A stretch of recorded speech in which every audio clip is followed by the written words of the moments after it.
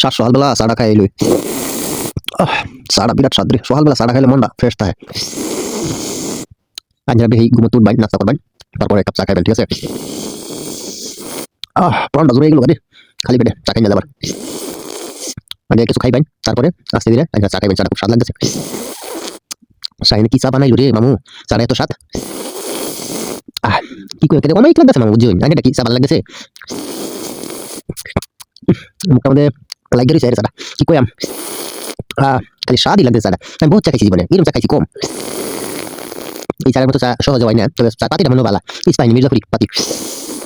শাহিন, কি দিয়ে বানিয়েছো চাটা, এত সুন্দর লাগতেছে, এত স্বাদ। এটার মুখটা লাগে রয়েছে চাটা। কি কইয়াম কেটে, যেটা হাইতে চা তুই আইবেন, সবাই শাহিনের দোকানে বইবেন, চা খাইবেন, মনটা ভালো লাগবে। হ্যাঁ, ঠিক আছে? আমি লই চাটা খাই। কি স্বাদ, জব্বর স্বাদ। চা মানে কি একের অন্তরটা জুড়ে গেল, চাটা খাই আমার। আইবেন হেলা চা খাই, বুঝছেন? চিনিটাও দিচ্ছ মনে ফ্রেশ চিনিটা, হ্যাঁ না চিটি করে ফেটে চিনিটা, কিছু বুঝতেছি না তো আমি। নাকি বসুন্ধরা চিনি দিচ্ছিস শাহিন? দাদা চাটা খুব সুন্দর রে। এরকম চা সচরাচর পাওয়া যায় না, খুব কম। ভালো চা খাইবে দিলে সকালবেলা ঘুমে তুই ট্যাংরা শাহিনের দোকানে আইবেন, চা খাইবেন। কি করে মনে করেন চার বিষয়টা, মানে তো সাথে চা খাইতে আমি লাড়া দিয়ে খাইতে চিনিটা মনে তো লেগে গেছে।